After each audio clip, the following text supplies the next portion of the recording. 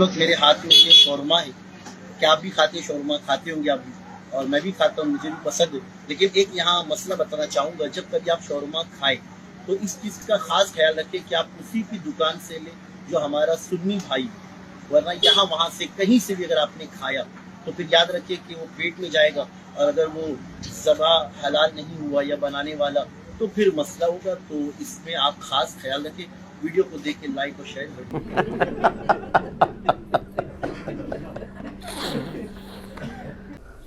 تو یا پھر مان لیں اعلیٰ حضرت کی طرح کہ یہودوں نے سارا سے بھی بات ہے. ہاں جی، اعلیٰ حضرت نے لکھا ہے، احکام شریعت ان کی اپنی کتاب ہے، اس میں انہوں نے لکھا ہے کہ وہابیہ، اور پھر لکھا وہابیہ دیوبندیہ، وہابیہ غیر مقلد، یعنی اہل حدیث اور دیوبند، اور پھر ساتھ لکھا قادیانی کافروں کو بھی بیچ میں شامل کیا، اور لکھا روافظ. ان سب کا نام لکھ کے انہوں نے کہا یہ سب کے سب جو لوگ ہیں یہ مرتد ہیں. مرتد کا مطلب ہے اسلام چھوڑ گئے اور واجب القتل، اور یہ 1,00,000 دفعہ بھی اللہ کا نام لیں تو ذبیحہ مردار ہی رہے گا. البتہ یہود و نصارہ اگر اللہ کا نام لے کر کریں تو وہ حلال ہوگا، یہ حرام رہے گا. 1,00,000 دفعہ بھی نام لیں تو کس کا؟ دیوبندی، اہل حدیث، شیعہ، ان سب کا. اور قادیانی کافروں کو بھی بیچ میں ڈال دیا. انہوں نے قادیانیوں کے کھاتے میں ڈالا ہے ان کو، کہا کہ یہ 1,00,000 دفعہ بھی نام لیں تو ذبیحہ حرام رہے گا، البتہ یہود و نصارہ اگر کریں تو حلال ہوگا. تو پھر اب باقی پیسے تو چھوڑ دیں، آپس میں آپ دیکھ لیں کہ ان لوگوں نے کس طریقے سے دراڑے ہیں. پھر ہمیں لوگ کہتے ہیں جی بزرگوں کے بارے میں بات کرتے ہیں، بزرگوں نے خدمت ہی اتنے بڑے لیول پہ کی ہے کہ وہ بزرگ خود بخود پھر وہ اس پورے معاملے میں رگڑے میں آ جاتے ہیں. ہماری نیت تو نہیں ہوتی لیکن خود بخود آ جاتے ہیں. اور پھر ملفوظات اعلیٰ حضرت میں کہتے ہیں جی ان کے بیٹے نے جمع کیے ہیں. سر ان کے بیٹے نے جمع کیے ہیں جو مفتی اعظم ہند ہیں، مصطفیٰ رضا خان نوری، جن کی نعت ہے تو شمع رسالت ہے عالم تیرا پروانہ، وہ بیٹا ہے ان کا جس نے ان کے ملفوظات جمع کیے ہیں. اور اس سے بڑی بات، ملفوظات کی جو پہلی جلد ہے نا، پہلا حصہ، وہ اعلیٰ حضرت نے خود پڑھا ہوا ہے اور اس پہ مہر لگائی ہے کہ میں نے اسے لفظ بلفظ پڑھا ہے. تو پھر اعلیٰ حضرت کی اپنی ہوگی نا. اور پہلی جلد کے اندر ہی پہلا حصہ جو اعلیٰ حضرت نے خود پڑھا ہے، اس میں ان سے سوال ہوا ہے کہ اگر وہابی جماعت کروا رہے ہوں تو نماز ان کے پیچھے پڑھیں یا الگ؟ تو انہوں نے جواب دیا ان کی نماز نہ نماز ہے نہ جماعت ہے. سیدھا کھری گل جڑی ہے انہوں نے کر دی تھی. اور وہابی اعلیٰ حضرت دیوبند اور اہل حدیث دونوں کو کہتے ہیں، وہ میں آپ کو پہلے بتا چکا ہوں احکام شریعت میں سے. پھر وہ کہتے ہیں کہ وہابیہ کی مسجد میں نماز پڑھ سکتے ہیں دیوبند اور اہل حدیث کے. تو انہوں نے کہا، جواب دیا کفار کی مساجد مثل گھر کے ہیں. کفار ڈائریکٹ لفظ لکھا، یعنی جس طرح کافر کی مسجد ہے نا تو گھر کے مثل ہے. یعنی وہ جو بخاری مسلم میں حدیث ہے کہ میرے لیے پوری کی پوری زمین پاک کر دی گئی ہے، میرا امتی جہاں چاہے نماز پڑھ سکتا ہے. تو یہ حدیث انہوں نے کوٹ نہیں کی، اشارتاً بات کر دی کہ جس طرح گھر میں بھی نماز ہو جاتی ہے اس طرح کفار کی مسجدوں میں بھی نماز ہو جائے گی. اور کفار انہوں نے یہود و نصارہ کو نہیں کہا، دیوبند اور اہل حدیث کو کہا. ابھی بات ختم نہیں ہوئی. پھر تیسرا سوال ان سے ہوا کہ یہ وہابی دیوبند اور اہل حدیث جب اذان دے رہے ہوں تو ان کی اذان کا جواب دینا چاہیے. تو انہوں نے کہا کہ ان کی نہ اذان ہے نہ نماز ہے. اور پھر کہا ان کی اذان بھی ان کی نماز اور جماعت کی طرح باطل ہے. بڑے وہ صحیح بات ہے انہوں نے کی، جب میں ان کی نماز ہی کہہ رہا ہوں نہیں ہوتی ہے تو اذان کی تو باطل ہے. البتہ جب اذان میں اللہ اور اس کے محبوب صلی اللہ علیہ وآلہ وسلم کے مبارک نام آئے تو آپ عز و جل یا جل جلالہ یا صلی اللہ علیہ وآلہ وسلم کہہ سکتے ہیں. باقی نہ ان کی اذان ہے نہ نماز ہے نہ جماعت ہے. بات ہی ختم کر دی. یہ ہے بزرگان دین کی خدمات. جب ہم ہائی لائٹ کرتے ہیں تو کہتے ہیں نہیں ہم سب ایک ہیں، کوئی مسئلہ نہیں ہے. تو انجینئر صاحب ویسے اختلافات، سر ایک ہیں تو پھر بتائیں کہ ہمارے بزرگوں نے جو کام ڈالا ہے یہ کام ان لوگوں نے ڈالا تھا، ہم ان سے لانے برات کرتے ہیں. پھر ہم یہاں تک نہیں رہیں گے، پھر ہم اگلی بات کریں گے کہ جنہوں نے کام ڈالا تھا اور لوگوں کو کافر کہا تھا تو اب وہ جن کو کہا وہ تو نہیں تھے تو پھر کافر کون ہوا؟ کہنے والا. تو یہ کون کہے گا کہ ہمارے بڑے بزرگ جو ہیں وہ کافر ہیں؟ تو ہر صورت میں پھنسیں گے.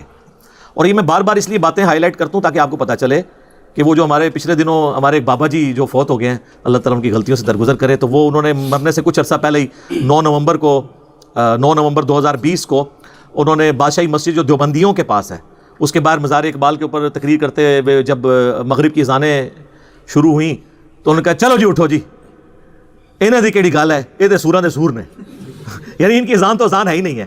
تو کہتے ہیں ڈبنگ ہو گئی یہ تو اعلیٰ حضرت کی تو اپنی کتاب میں لکھا ہوا ہے جو انہوں نے لفظ بلفظ پڑھی ہے. تو اعلیٰ حضرت تو ان سے بڑی ہستی ہیں، انہوں نے تو اس سے بڑی بات کر دی ہے. اور سر یہ مولویوں کو سلام ہے، اتنی موٹی گالی کو مولوی دے سکتا ہے؟ سورہ دے سور، اس کی شرح میں آپ کو بیان کر دیتا ہوں. یعنی وہ کہتے ہیں جس طرح سور یعنی خنزیر اس مخلوق میں سب سے بدترین مخلوق ہے نا، تو خنزیروں کے اندر سب سے بدترین اگر کوئی خنزیر ہے نا تو وہ وابی ہیں. یہ مطلب ہے اس کا.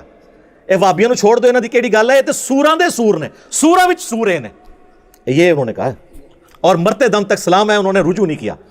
دوسرے کو بیان دواندے رہنے ادھر ادھر، انہاں تے کیا ہویا سی، وہ کس طرح انکار کر سکتے تھے. تو اب دیکھ لیں امت کو انہوں نے کہاں پر پھینکا ہے. خیر میں نے یہ ساری باتیں اس لیے کی کہ کسی کو کوئی وہم رہ گیا تو وہ نکل جائے اس حوالے سے. تو میں نے موٹی موٹی باتیں جو اس سے ریلیٹڈ تھی وہ کور کر دی ہیں. مقصد کسی کو بدنام کرنا نہیں ہے، واللہ قطعاً بدنام کرنا کوئی مقصد نہیں ہے. اگر بدنام کرنا مقصد ہوتا تو میں تو سیدھا فتوے سے سٹارٹ کر کے، تو جس طرح آپ کے علماء کی آپس میں لینگویج ہے، جس طرح کی لینگویج اعلیٰ حضرت نے حسام الحرمین میں دیوبندیوں کے بارے میں استعمال کی ہے، اور جس طرح کی جواباً المحند اور المفند کے اندر دیوبندیوں نے، خلیل احمد سہارنپوری نے اعلیٰ حضرت اور ان کے فالورز کے لیے استعمال کیا، میں نے تو اس طرح کی کوئی زبان استعمال بھی نہیں کی جو آپ کے بزرگوں کی زبان ہے. یہی مولانا صاحب مفتی صاحب کہتے تھے نا کہ جی وہ خام خواہ انجینئر اختلافات کو ہائی لائٹ کرتے ہیں، ہمارے بزرگ تو آپس میں ان کے فروئی اختلافات تھے، کوئی اتنا بڑا مسئلہ نہیں، صدیوں سے یہ چلتے آ رہے ہیں. تو میں نے اس پہ کہا تھا نہ مزہ ہے نہ کدے کدار بول دینی چاہیے تھی، نہ اس طرح نہیں ہے. دھوکہ دینا بند کریں. پرانے بزرگ آپس میں شیر و شکر نہیں تھے، شیر و شکار تھے. اور عرض کیا ہے پھر سے، اب لوگوں کو تو سن بھی یاد ہو گیا. ہاں جی 1905 میں اعلیٰ حضرت امام رضا بریلوی صاحب نے ایک کتاب لکھی حسام الحرمین، حرمین کی تلوار، اور انہوں نے کسی غیر مسلم پہ نہیں چلائی ہے، دیوبندیوں کے اوپر.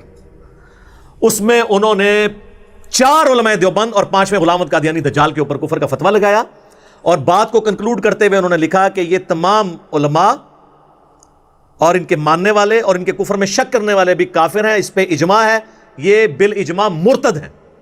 یعنی بریلوی یعنی اگر دیوبندیوں کے بارے میں بات کر رہے ہیں کہ جی اپنے بزرگوں کے بارے میں شک کرنے والے، ان کو تو یقین ہے کہ بزرگوں نے کچھ نہیں کیا، تو کروڑوں دیوبندیوں کو فارغ کر دیا مذہب بریلوی صاحب نے. شیر و شکار، یہاں پہ یہ شیر تھے اور شکار تھے دیوبندی. اس کے جواب میں دیوبندیوں نے کتاب لکھی المحند علی المفند. کہتے ہیں ہمارے بزرگوں کی تو زبان بڑی میٹھی ہوتی تھی. المحند ہند کی تلوار، علی المفند ایک پاگل سٹھیائے ہوئے بابے پر. کسے کہا؟ احمد رضا بریلوی صاحب. کروڑوں بزرگوں کے امام. یہ کہتے ہیں بزرگوں کا ادب نہیں کرتے، آپ دوسروں کے بزرگوں کا ادب نہیں کرتے ہیں. المفند کہہ کے انہیں پکارتے ہیں. اس میں لکھا کہ احمد رضا بریلوی اور ان کی جماعت ایک شیطانی لشکر ہے جو علماء دیوبند رضی اللہ عنہم پر حملہ آور ہو گیا. 14ویں صدی کے علماء کو رضی اللہ عنہم، جیسا کہ شیاطین حملہ آور ہوتے تھے انبیاء پر. دیکھو کڈی کڈی نسبتاں ملاندے نے.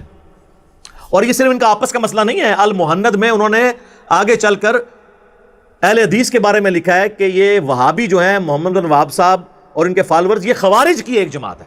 آج ویسے یہ سعودیہ سے ریال کھانے کے چکر میں ایک پلیٹ فارم پہ آئے ہوئے ہیں، ادروائز ان کے بزرگوں نے المحند سے بھی بہت پہلے، المحند میں تو انہوں نے ریفرنس کوٹ کیا فتاوی شامی رد المحتار کا کہ ابن عابدین شامی نے ان کو ڈکلیئر کیا کہ خوارج کی ایک جماعت ہے.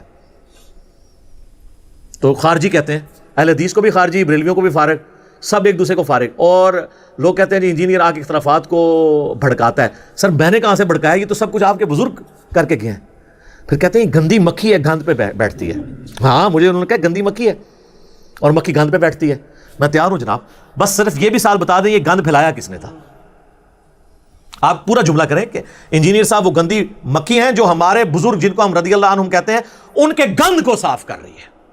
تو میں گندی مکھی بننے کے لیے تیار ہوں کہ گند آپ کے بزرگوں کا تھا.